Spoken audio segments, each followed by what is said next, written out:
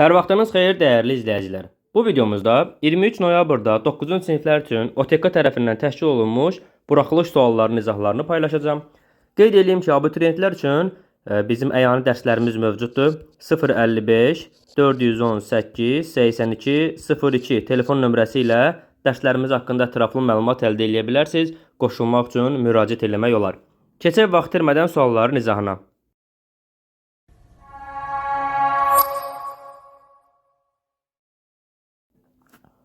Birinci sual. Həmin elmi kütləvi ədəbiyyatlar bir çox adamları nadanlıqdan xilas edib cümləsindəki sözlərin morfoloji təhlillə bağlı doğru fikir istəyir bizdən. İlk iki söz eyni nitq hissəsinə aiddir. İlk iki söz, birincisi həmin sözü əvəzlikdir.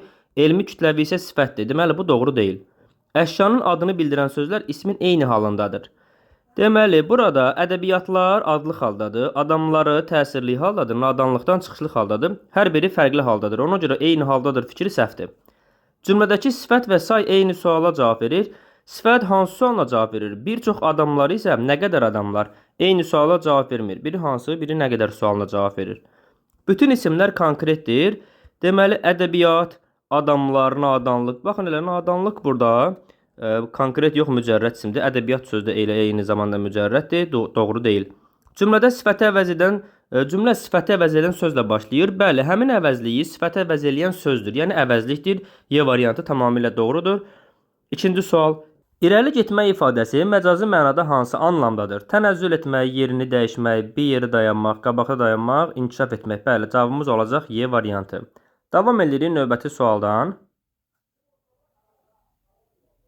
Doğru cavab olacaq burada Y variantı. Adi dərəcədə olan və keyfiyyət bildirən sifətləri müəyyən edin. Açıq qəlbli adi dərəcədədir. Əgər açıq sözü sifətin azaltma dərəcəsini yaratsaydı, defislə yazılardı və rəng bildirərdi. Məsələn, açıq mavi. Deməli, açıq qəlbli sözü adi dərəcədədir. Eyni zamanda bir insanı biz tanımırıq və deyirik ki, açıq qəlblidir. Demək, bu keyfiyyətdir. Uyğun gəlir. Tünd xasiyyət. Tünd də eyni ilə açıq sözü kimi, əgər sifətin çoxaltma dərəcəsini yaratsaydı, defislə yazılardı və rəng bildirən sözə aid olardı. Məsələn, tünd mavi. Deməli, tünd xasiyyət burada adi dərəcəli sifətdir. Bir insana biz tünd xasiyyət deyirik, amma onu tanımırıq. Deməli, bu keyfiyyət bildirir. Tünd qırmızı bu çoxaltma dərəcəsidir. Açıq sarı azaltma dərəcəsidir. Qarabuğdayı isə bu adi dərəcəli sifətdir, amma biz kənardan qarabuğdayıya baxanda onun rəngini görə bilirik. Bu əlamət bildirən sifətdir, keyfiyyət bildirmir. Ona görə uyğun deyil. Düzgün cavabımız olacaq 1 və 2, D variantı. Hansı bəndlərdə hal şəkilçisi qəbul etmədən də sahibliyi bildirən isimlər var? Qütb ulduzu. Burada qütb sözü hal şəkilçisi qəbul etməyib, amma mən özümdən bərpa eləyə bilərəm. Qütbün ulduzu qeyri-müəyyən yəlik haldadır. Mən danışanda, mən əvəzlikdir, danışmaq feildir. Burada ümumiyyətlə isim yoxdur. Körpə səsi. Körpə burada sifətdir, isim deyil. Ona görə götürmək olmaz. Kür çayına mən kürün çayı deyə bilərəm. Kür isimdir və qeyri-müəyyən yəlik haldadır. Deməli, 4 uyğundur. Şəklin əlaməti buradakı in yəlik haldadır. Yəni, hal şəkilçisi qəbul edib. Şərtdə etmədən deyir. Ona görə 5 də uyğun deyil. Doğru cavab 1-4. Y variantı olacaq. Davam edirik 5-ci sualdan. Tələffüz formasında verilən hansı söz yerinə görə sifət və isim kimi işlənə bilər? Sir sözü elə isim kimi sirdir. Mən sir isminə i artırsam sirri kimi tələffüz olunar. Bir də əgər sözümüz sirli sözüdürsə, onun tələffüzü sirri formasında olar. Yəni, həm isim, həm də sifətə uyğun gəlir. Başlı sözü başlı desə əgər, başlı necə sifət kimi, baş ismindən başlı sifəti və tələffüzü olacaq başdı formasında. Biri də baş ismi kimi, başdır mənasında olanda bunun tələffüzü olur başdı formasında, r düşür tələffüzdə. Deməli, 2 həm isim, həm sifətə uyğun gəlir. Böyük sözü hər məqamda sifətli isim ola bilmir. Buruq sözü həm isim, həm də sifətli amonim sözdür. Əgər burada neft buruğundan söhbət edirsə, buruq isimdir, tələffüzü buruq x kimidir. Yox, əgər buruq saç desəm, sifət kimi, yenə tələffüzü buruq x kimidir, doğrudur bu. Əlaçıq sözü isə hər zaman sifətli, uyğun deyil. Cavabımız 1-2-4, A variantı olacaq. Davam edirik 6-cı sualdan. Hansı nümunədə bütün sözlərin yazılışı düzgündür? Ən acı məğlubiyyət 2 y ilə yazılır, səhvdir. Təcrübə bir eynəkdir, eynək k ilə yazılır, y ilə yox, səhvdir. Qeybət bəsit ruhlu insanların əyləncəsidir. Burada bütün sözlər doğrudur. Köynəyin ilk düyməsi səhv. Səhv sözü V ilə yazılır. Səhv. Ümumiyyətlə ehtiyatlı sözü bir dənə Y ilə yazılır. Ehtiyat formasında. Qoşa Y olması səhvdir. Demək düzgün cavab C variantıdır. Uyğunluğu müəyyən edin. Hecalardan biri yalnız saitdən ibarətdir.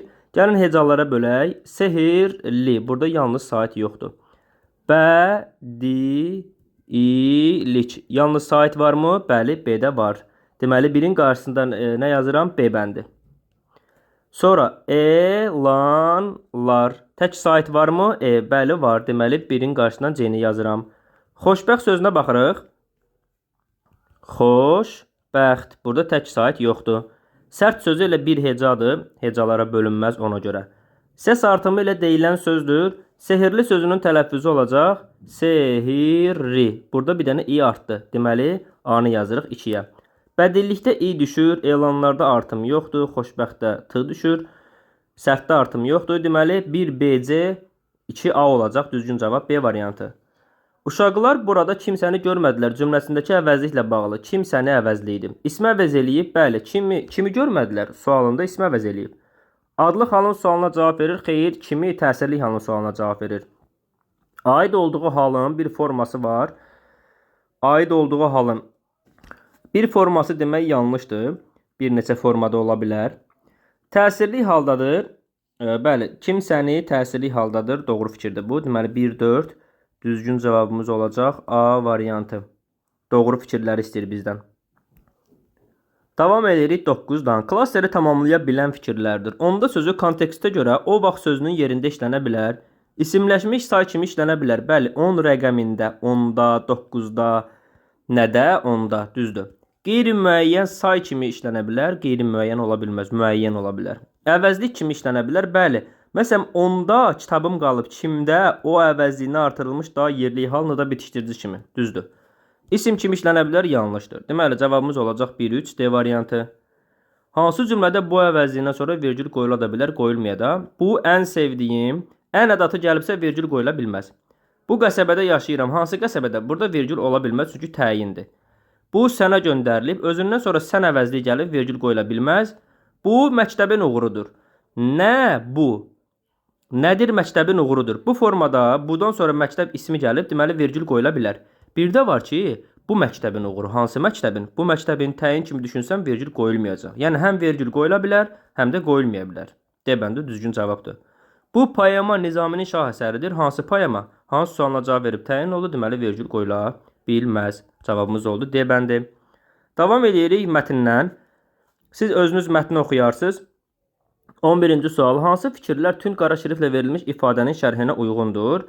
Deməli, tünd qara budur. Tacirlər köynəyini sınaqdan çıxardı. Sınaqdan çıxarmaq burada məcazdır, düzdür. Həqiqi mənadadır, səhvdir. Sınağa çəkdi ifadəsi ilə əks məna deyil, eyni mənadır. Yoxladı mənasındadır. Bəli, sınaqdan çıxartdı, yəni yoxladı. İmtahandan keçmədi ifadəsi ilə eyni mənadadır, bu səhvdir. Deməli, 1-4 düzgün cavab B variantı. Mətndə nə mümkün olmur? Şəhzadənin aktyorun köynəyini geyinməsi mümkün olur. Özünü xoşbəxt hesab edən adam tapmaq, əkinçi idi bu, mümkündür. Dərvişin hökmdar oğluna məsləhət verməsi verir. Bir nəfərin müxtəlif paytaxtlarda olması, bu da doğru fikirdir. Şəhzadənin köynəyini geyinməklə xoşbəxt olması, bəli, şəhzadə ümumiyyətlə köynək geyindiyi zaman heç bir halda xoşbəxt olmur. Əkinçidən köynəyini istəyir, amma onun da köynəyi olmur. Nəyin səbəbi mətndə müəyyən edilmir? Şəhzadənin tarladakı əkinçi ilə söhbət etməyinin səbəbi xoşbəxtlik axtarışında olmasıdır. Şəhzadənin özünü bədbəxt hiss etməyinin səbəbi mətndə yoxdur. Bu doğru fikirdir. Dərvişə müraciət etməyin səbəbi xoşbəxtlik axtarışıdır yenə. Şəhzadələrin köynəyini geyinməyin səbəbi yenə xoşbəxtlik axtarışıdır. Səyahətə çıxmağın səbəbi yenə xoşbəxtlik axtarışıdır. Cavab B variantı. Eyler-Venn diaqramındakı yanlış fikirləri istəyir. Şəhzadə və dərviş haqqında. Məsləhət verir. Şəhzadə məsləhət verir, səhvdir. Dərviş məsləhət verir. Özünü bədbəxt adam hesab eləyir. Bəli, şəhzadə özünü bədbəxt adam hesab eləyir. 2 doğrudur. Əkinçi ilə həmsöhbət olur, dərviş həmsöhbət olmur, şəhzadə həmsöhbət olur. Yəni 3-ün ortaqda yazılması tamamilə yanlışdır. Xoşbəxtliyin yolunu göstərir. Bəli, doğrudur. Dərviş xoşbəxtliyin yolunu göstərir. Burada 2 və 4 doğru cavablardır, amma şərt bizdən yanlışı istədiyinə görə biz tam əks götürəcəyik. 1-3 düzgün cavab C variantı. Əvvəlində bu işarə qoyulmuş abzaslar üçün ortaq cəhətləri müəyyən edin. Deməli, Gəlin ekranı biraz kiçildək. Biri bu hissədədir. Bundan sevincək olmuş şəhzadə dərvişi qucaqlayıb, elə həmin an xoşbəxt adam axtarmağa yollandı. Bir bu ifadədir. Bir də bu hissədə oğlan səadət axtarışı ilə yenə uzun zaman səyahət etdi. İki dənə hissənin ortaq cəhətini istəyir bizdən. Əsas hissəyə aiddir. Bu doğru fikirdir. Hər ikisi əsas hissəyə aiddir. Oğlanın səyahəti zamanı baş verən hadisələr haqqında məlumat verilir. Bu doğru fikirdir. Oğlanın müxtəlif adamların köynəklərini geyinir. Bu hissədə köynək geyinməsi haqqında məlumat yoxdur. Fikir verin. Deyir ki, oğlan səadət axtarışı ilə yenə uzun zaman səyahət etdi. Çox ellər dolaşdı, çox adamla söhbət etdi. Nəhayət, xoşbəxt adam tapmaqdan ümidini kəsərək atasının sarayına qayıtmağı qət etmiş ki, qəflətən tarlada şəm mahnı oxuyan əkinçini gördü. Yəni, burada köynək geyinməklə bağlı heç bir məlumat verilməyib. Ona görə də bu səhvdir. Dərviş məsləhət verir, bu hissədə dərvişin məsləhəti yoxdur. Deməli, 1-2 düzgün cavab D variantı olacaq. Əkinçinin xoşbəxt olduğunu kim təsdiq edir? Dərviş yox. Əkinçinin özü doğrudur. Harun Ər-Rəşidin oğlu doğrudur. Harun Ər-Rəşid yox. 2-3 cavab Y variantı. Davam edirik 17-dən. Altından xətt çəkilmiş hissə ilə bağlı doğru fikir hansıdır? Baxın, bu hissədir. Həyat öz yolu ilə davam edirdi. İnsanlar müxtəlif problemlər içində yaşayırdılar. Bu insanlardan fərqli olaraq bütün şəhzadələr yaşadıkları mühitdə özlərini həyatdan razı, məmnun hiss edirdilər. Bu hissənin mətnlə əlaqəsi yoxdur. Mətnlə əlaqə bağları qırır bu hissə. Məzmunla tam səsləşir, yanlışdır. Dərvişin dilindən verilir, yanlışdır. Müəllifin dilindəndir. İdeyanın açılmasında mühüm rol oynayır, xeyr. Mətnlə əlaqəsi çox zəifdir. Giriş hissəyə aiddir, xeyr, əsas hissədir. Mətnin tərkib hissələri arasındakı əlaqəni pozur. Bəli, cavab Y variantı olacaq. Çünki mətndən kənar bir ifadədir, kənar bir cümlələrdir. 18. Mətnə görə nəyi ehtimal etmək olar? Şəhzadənin səyahətə çıxması ehtimal yox, faktdır. Xoşbəxtlik axtarışını dayandırdığını ehtimal eləmək olar. Bəli, əkinçidən sonra. Həmişə eyni libasda olmadığı bu dəqiqdir. Çünki gedir deyir, falan kəsin köynəyini geyinir, onun köynəyini geyinir. Deməli, bu faktdır ki, həmişə eyni libasda deyildi. Xoşbəxt birini tapa bilmədiyini tapa bilir. Əkinçi idi bu.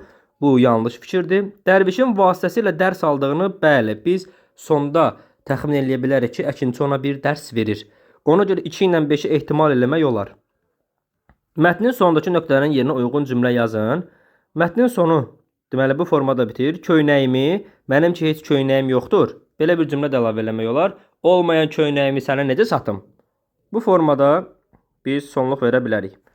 Əsərin ideyasına uyğun fikri seçin və seçiminizi əsaslandırıb yazın. Xoşbəxtlik var dövlətdə deyil, insanın həyata münasibətindədir. Xoşbəxt olmaq üçün dünyanı dolaşmağa dəyər. Ümumiyyətlə, bu ifadə hərfi bir ifadədir. Mətnin ümumi mənada ideyasına uyğun gələn təbii ki, birinci fikir olacaq. Xoşbəxtlik var dövlətdə deyil, insan həyata münasibətindədir. Seçiminizi də belə əsaslandıra bilərik.